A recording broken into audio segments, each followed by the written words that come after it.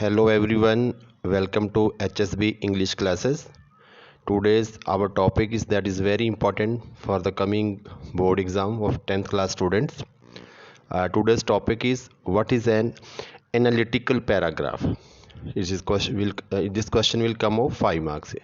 Analytical paragraph बेटे ये 5 number का क्वेश्चन आपको इस साल एग्ज़ाम में आना है और नेक्स्ट सेशन में जो करंट 10th क्लास है उनको भी ये क्वेश्चन 5 मार्क्स का होगा. First of all, what is a analytical paragraph and how to write analytical paragraph. आज हम इस टॉपिक के ऊपर डिस्कशन करेंगे. So first of all let's start an analytical paragraph. First of all, let's understand the literal word meaning of analytical. Analytical mean जब हम किसी चीज़ को एनालाइज करते हैं, उसका विश्लेषण करते हैं, तो मीन्स आपको किसी दिए हुए विषय के ऊपर कोई पाई चार्ट है, कोई रिपोर्ट है, कोई डेटा है, उसके ऊपर आपने एक एनालिटिकल डिस्क्रिप्टिव पैराग्राफ आपने लिखना है.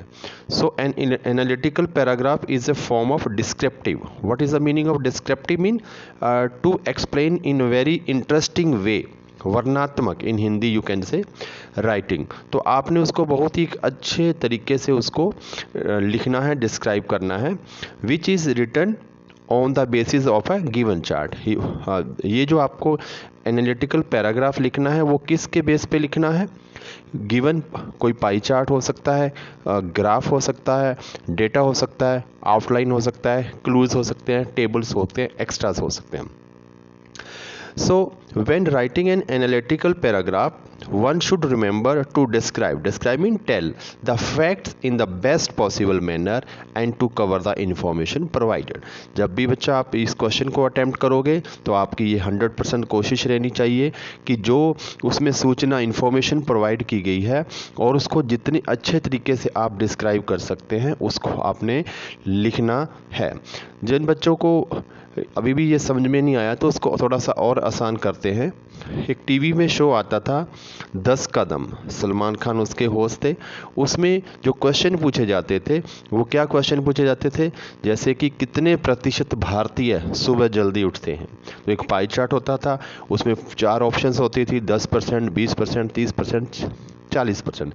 इस तरीके से आप समझो कि आपको एक इन्फॉर्मेशन दी गई है, आपको उसको परसेंटेज में डिस्क्राइब करना है. The analytical paragraph has to be written in around 100-120 words. So बेटा जो आपकी word limit है that is 100 to 120 words. So the paragraph must use clear and crisp language. So your language must be very clear so that you can impress the examiner to score more, and with providing complete detail.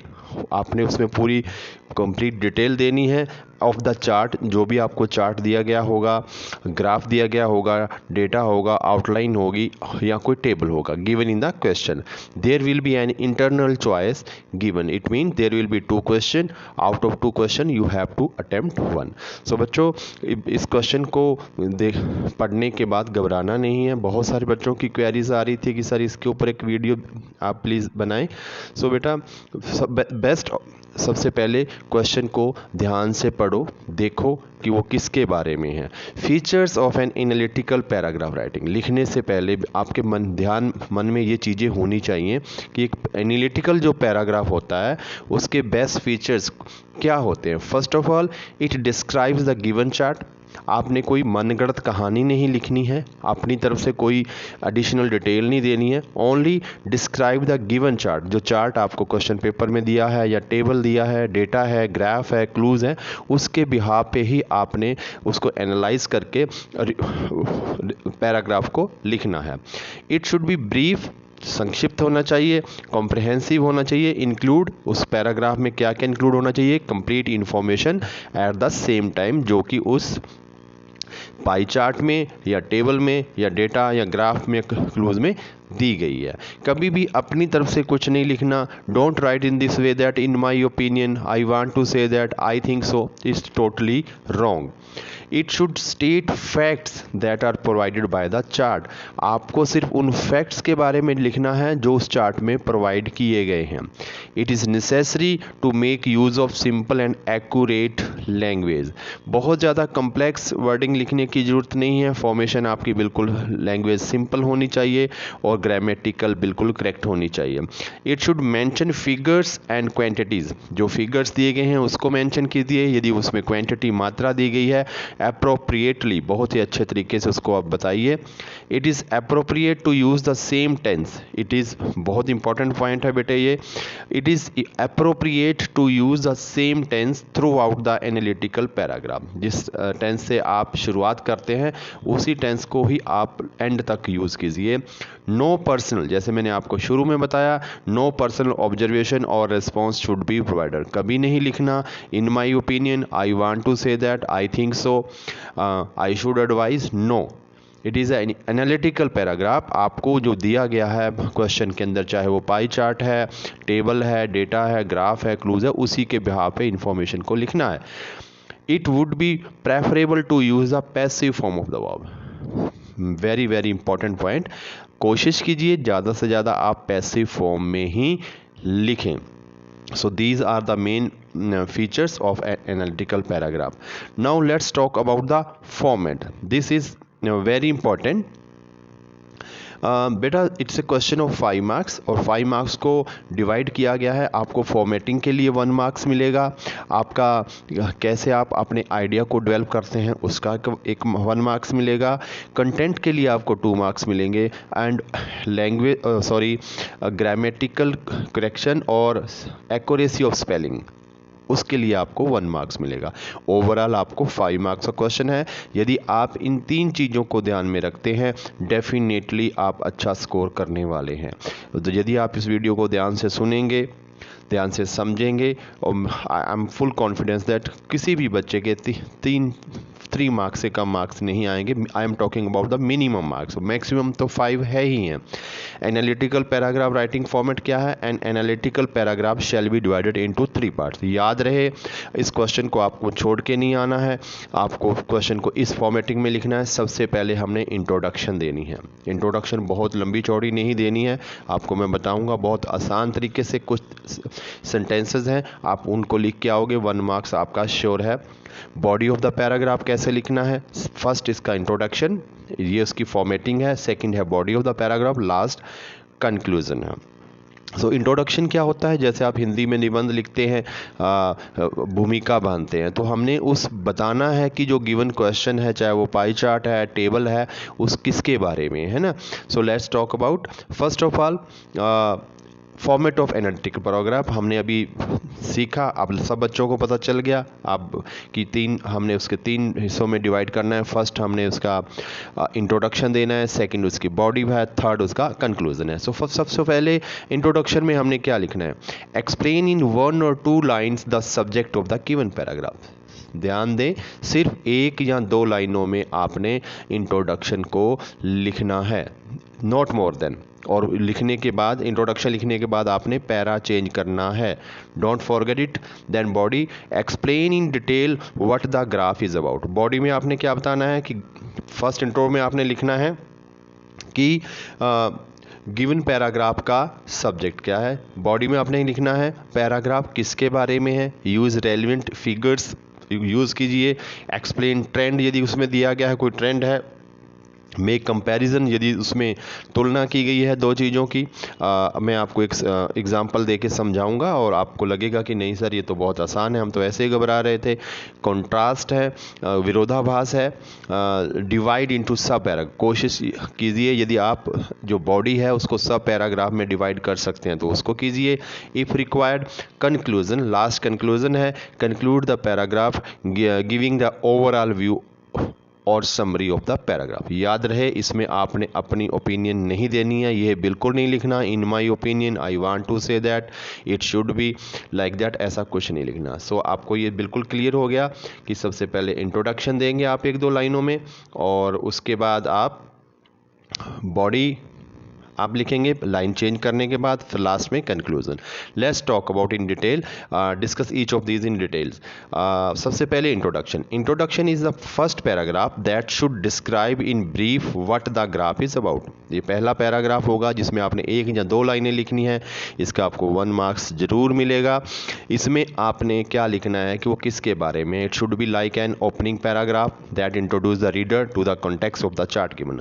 आप ये मान के चलिए कि आप उसके द्वारा introduction के माध्यम से एग्जामिनर को बता रहे हैं कि ये किसके बारे में है। When writing the introductory paragraph you need not to give into the detail. Introduction में आपको कोई डिटेल देने की जरूरत नहीं है।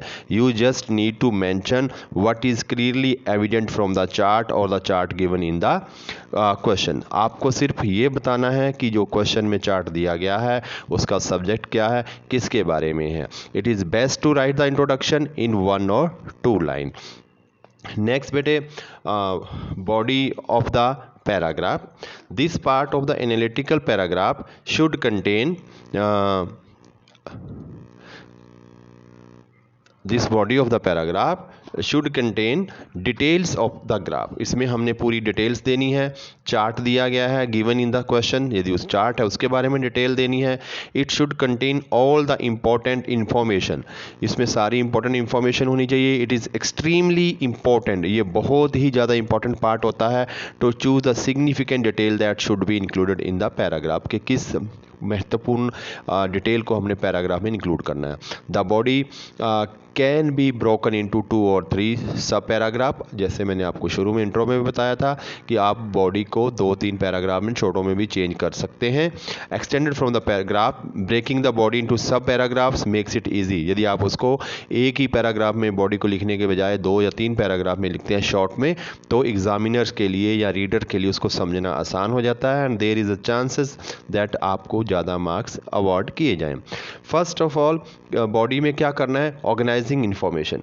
You should look for the large differences that are very prominent. जो पाई चार्ट दिया है, जहाँ ग्राफ दिया है, उसमें आपको देखना है कि कहाँ पे बहुत बड़ा डिफरेंस है। You can mention the aspect which is the smallest. आपने उसमें बता सकते हैं कि कौन सी चीज़ सबसे स्मॉल है। Largest in the data given सबसे ज़्यादा लार्जेस्ट है। Any aspect that are similar should be mention next. यदि उसके समानांतर कोई चीज़ है उसको आप बाद में मेंशन कीजिए। You should further mention about the aspect that has remained unchanged and constant. So organisation information में सबसे पहले यदि उसमें कंपैरिजन दिया गया है तो कंपैरिजन के बारे में पहले लिखो। उसके बाद स्मॉलेस्ट एंड लार्जेस्ट पहले लिखो।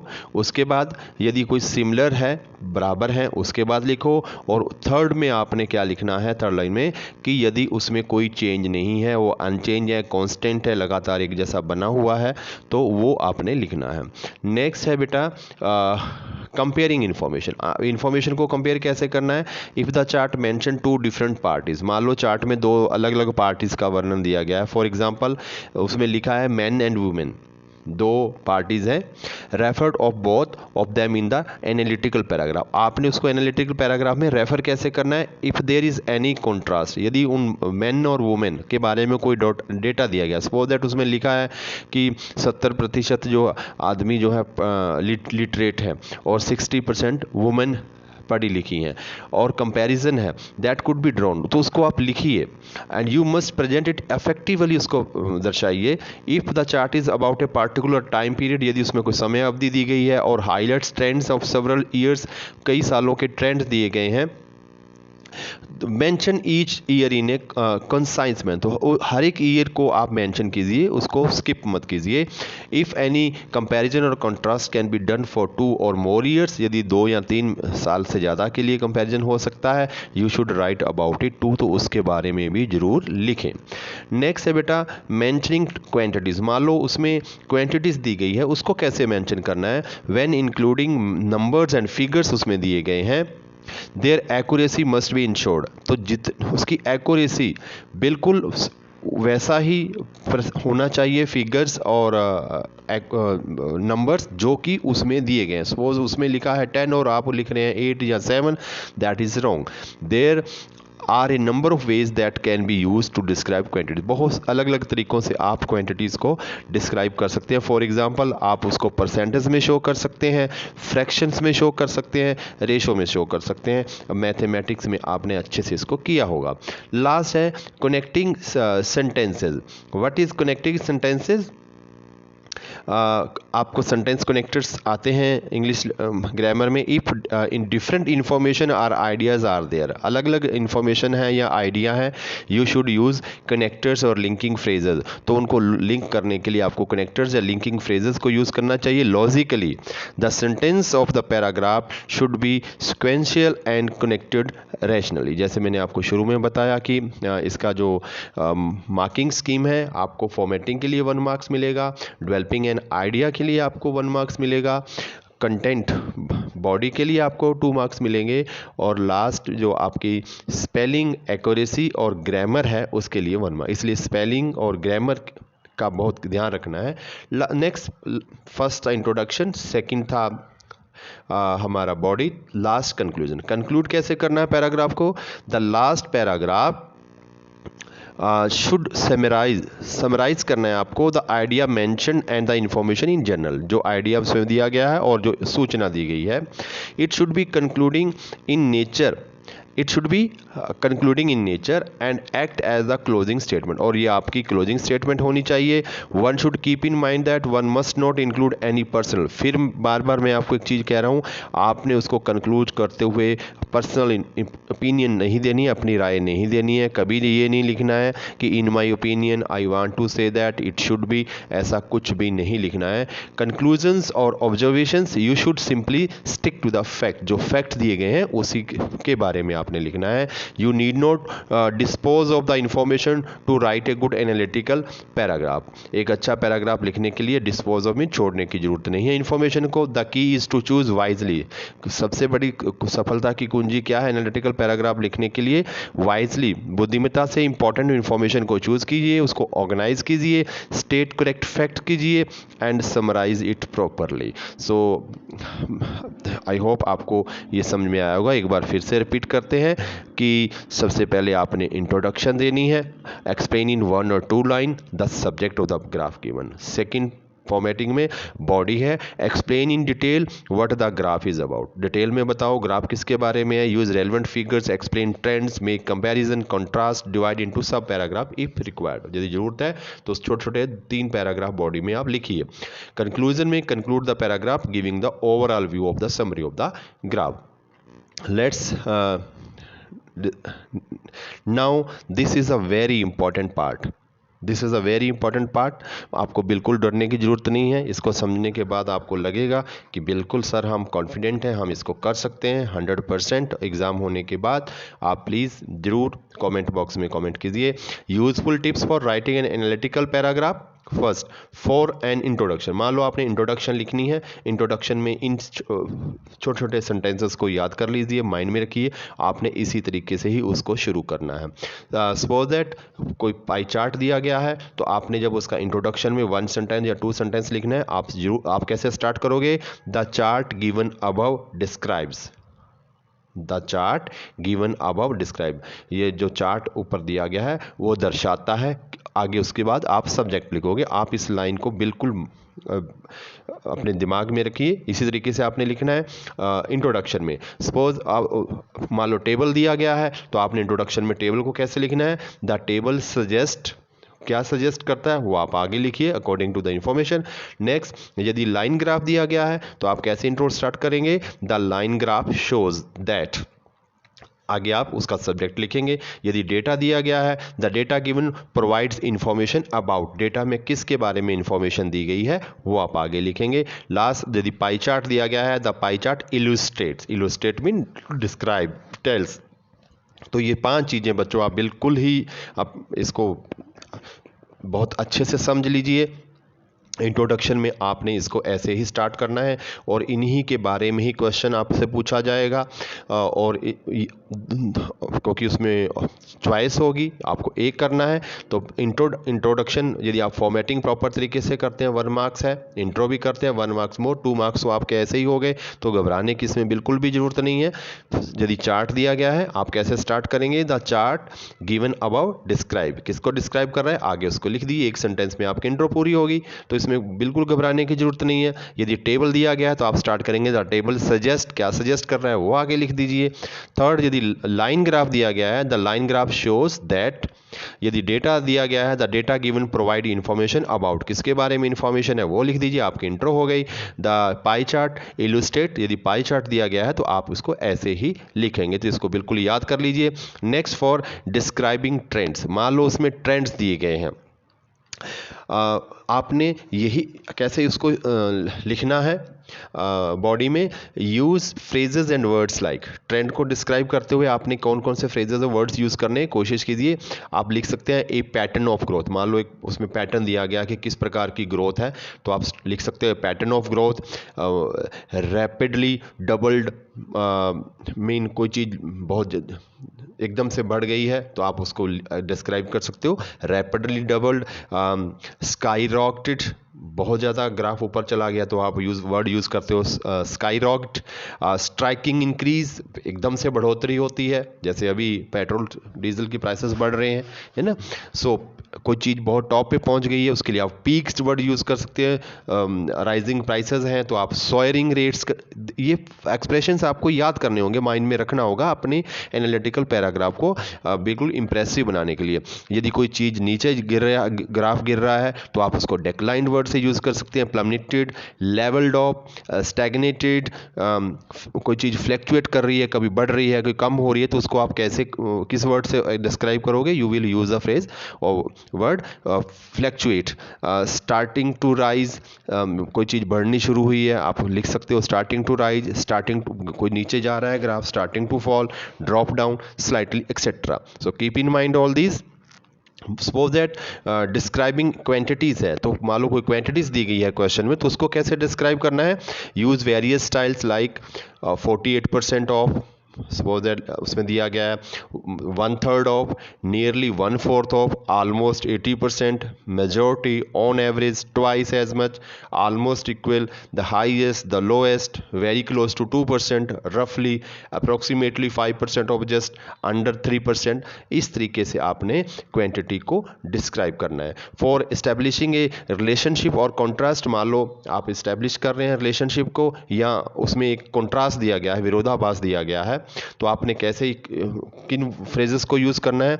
Use phrases and words like relationship between, similarity, in contrast with, in comparison to, but in the opposite case, however, whereas, when it comes to, as opposed to, while, striking differences, noticeable differences, etc. तो please इनको आप अपने mind में रखिए। आप इन words को अच्छे से यूज़ करोगे, आपके मार्क्स और बढ़ेंगे, बहुत इम्पैक्ट पड़ेगा आपका। लास्ट है फॉर द कंक्लूजन, आप कंक्लूड कर रहे हैं और अदर कनेक्टिंग फ्रेजेस क्या यूज़ करने हैं कंक्लूड करते हुए कंक्लूडिंग पैराग्राफ में, जैसे मैंने बताया था, पहले इंट्रो, फिर बॉडी, लास्ट कंक्लूजन। कंक्लूजन में आप ये वर्ड बेटा यूज़ कीजिए, overall, subsequently, in all, in a nutshell, for the chart given, in short, striking changes, including, therefore, etc. Now बेटा which type of questions can become, एक sample मैं आपके साथ डिस्कस कर रहा हूँ, analytical paragraph sample question. Suppose this, ऐसा question exam में आता है, आप उम्मीद कीजिए कि यही क्वेश्चन आ जाए तो सोने पे सुहागा हो जाएगा। Below is a graph given showing birth and death rates, ये एक ग्राफ दिया गया है जिसमें आप देख रहे हैं बर्थ और डेथ रेट्स दिया गया है इन ए कंट्री, किसी देश में, फ्रॉम 1901 1901 से लेके 2101 2101 तक। राइट द एनालिटिकल पैराग्राफ, आपने इस इंफॉर्मेशन को ध्यान में रखते हुए एक एनालिटिकल पैराग्राफ लिखना है। सबसे पहले बेटे क्वेश्चंस को ध्यान से पढ़िए, यदि वो पाई चार्ट है, ग्राफ है, कोई क्लू है, डेटा है, उसको इन्फॉर्मेशन को ध्यान से पढ़िए। तो आप इसमें देख रहे हैं, इसमें एक तरफ लिखा है बर्थ एंड डेथ्स, ब्रैकेट में लिखा है 30, इसका मतलब क्या हुआ, 1000 में है ना। 0 देन 10 मीन 10,000, 20 मीन 20,000, 30 मीन 30,000, 40,000, 50, 60, 70। नीचे की साइड में ईयर्स दिए गए हैं 1901, 1921, 19 ऑल दैट। अब इसमें दो लाइंस बनी है, एक डार्क लाइन है वो किसको शो कर रही है, बर्थ को, बर्थ रेट को, और जो डिम लाइट है वो किसको शो कर रही है, डेथ को। तो आपको इसको समझने के बाद दिमाग में आ गया कि ये पैराग्राफ किसके बारे में है। तो जैसे मैंने आपको बताया था कि आपको इंट्रो स्टार्ट करनी है, तो ग्राफ की इंट्रो कैसे देनी है, आप कैसे लिखोगे। Possible answer can be the graph shows, जैसे मैंने आपको बताया था, आप एक लाइन में इंट्रो लिखोगे, आप क्या लिखोगे, द ग्राफ शोज, किसके बारे में ग्राफ में बताया गया है, birth and death rates starting from 1901 till, आप देखिए, the graph shows that birth and death rate, इसमें बर्थ और डेथ रेट दिया गया है, तो आपने लिखोगे the graph shows that birth and death rate starting from, किस सन से दिया गया है, 1901 टिल 2001। तो कुछ भी मुश्किल नहीं है, आप आसानी से कर सकते हो, दो चीज़ें दी गई हैं। नेक्स्ट हमने करना है, जैसे मैंने आपको बताया था बॉडी, तो इसमें पहले हम दो चीज़ें दी गई हैं, एक दिया गया है डेथ और एक दिया गया है बर्थ। पहले हम बर्थ को लिखेंगे, फिर हम डेथ के बारे में लिखेंगे, लास्ट में हम उसको कंक्लूड करेंगे। तो आप जैसे हम पहले बर्थ के बारे में बात कर रहे हैं, तो आप 1901 से यदि एक ग्राफ को देखते हैं तो 1901 में जैसे आप ग्राफ को स्टडी करना आता होगा तो आपको पता होगा कहाँ से वो बढ़ना शुरू हुआ, 20,000 से लेके सबसे हाई कब गया, किस ईयर में सबसे हाई गया। यदि आप देखो तो लगभग ये 1961 में, 1961 में बहुत हाई पीक पे था, क्या था, लगभग 65,000। कब डाउनफॉल शुरू हुआ इसका, 1981 में। और कब ये डेथ और बर्थ रेट बराबर थी, यह 2041 में। कब जो है बर्थ रेट जो डेथ रेट से डाउन चला गया, तो ये है 2061 में। तो इन्हीं चीज़ों को आपने उसमें डिस्क्राइब करना है। जैसे आपको मैंने शुरू में कहा था कि एक ही टेंस का प्रयोग करना है जो स्टार्टिंग से आपने प्रेजेंट शुरू किया है, the graph shows birth and death rates starting from, तो उसी को आप हम कंटिन्यू करेंगे। हम कैसे लिखेंगे, since 1901 the birth rate has remain more than the death rate. देखिए 1901 में शुरू से बर्थ रेट जो है डार्क लाइन और डेथ रेट से ज़्यादा है, तो कैसे हमने कंक्लूड किया, the birth rate has remain more than the death rate until कब तक, आप देख रहे हैं 2041 तक, जहां वो क्रिस क्रॉस करके डाउन नहीं आता है ना। बर्थ रेट वाज, अब 1901 में बर्थ रेट क्या है, आप देखिए 20,000 शुरुआत हो रही है। हम लिखेंगे birth rate was 20,000 in 1901 and started increasing. जैसे मैंने आपको बताया था कौन कौन से वर्ड यूज़ करने हैं, इंक्रीजिंग, ग्रेजुअली, यदि धीरे धीरे है तो ग्रेजुअली, बहुत तेजी से तो रैपिडली। इट पीक्ड, मैंने आपको बोला था कि वर्ड यदि बहुत एकदम से पीक पे है, चोटी पे, तो पीक वर्ड यूज़ करना है। इट पीक्ड इन 1961, 1961 में देखो ये बिल्कुल पीक पे था, है ना। एंड टू अराउंड, क्या पीक थी, around 65,000। Then from 1961 birth rate has fluctuated. आपको मैंने कहा था कि यदि गिरावट आती है कभी ऊपर कभी नीचे तो हम उसको फ्लक्चुएशन कहते हैं। Multiple times between 50,000 to 60,000। ये देखिए 50,000 पे रहा है, कभी 60,000 पे नीचे आया है। उसके बाद it is expected to decline for the coming years reaching approximately 42,000 by 2011। ये देखिए कहाँ तक आ गया है, कंटिन्यू डिक्लाइन करके। तो ये हमारा बर्थ के बारे में हो गया। अब हम डेथ रेट के बारे में। On the other hand see the comparison, the death rate stood at around 10,000 इन 90। कहाँ पे था, 10,000 पे स्टार्ट हो रही है लाइन डेथ रेट की, तो आप लिखेंगे and then has increase steadily, धीरे धीरे बढ़ा। It is expected to rise strikingly from 2021 before levelling off the approximately 60,000 between 2060 and 2081। देखो 2061 और 2081 पे भी ये कहाँ पे चला गया, ग्राफ के बराबर 50,000 मोर देन, है ना। Before levelling off to the approximately 60,000 between, the graph indicates a slight decline in the death in the year 2101। तो 2101 में आप देखिए स्लाइट डिक्लाइन है, नीचे आती है, फिर उसके बाद डेथ रेट बढ़ जाता है।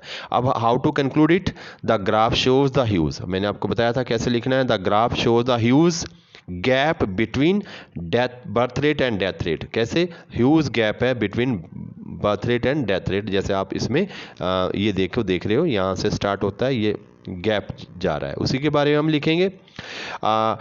However this gap is expected to reduce in the later years overall as opposed to the prevailing trends. The death rates will be more than the birth rate in the later half of the 21 century. So आपने math में इस chapter को जरा कैसे graph को study करते हैं, लगभग आप समझो कि आप मैथ का सम सॉल्व कर रहे हैं और उसी को आप एनालिटिकल पैराग्राफ के रूप में लिख रहे हैं। सो जैसे इस ग्राफ में दो कंपैरिजन दिए गए हैं, तो सबसे पहले आपको समझने की ज़रूरत है कि जो गिवन क्वेश्चन है उसमें क्या दिया गया, क्या स्टैट्स है, क्या दिया गया है। जैसे इसमें ये बर्थ एंड डेथ रेट्स है 1000 में, और ये नीचे ईयर्स है। यहाँ पे 1901 में ये 10,000 से स्टार्ट होता है, ये 20 से, तो ये सारा कंपैरिजन आप लिख सकते हैं।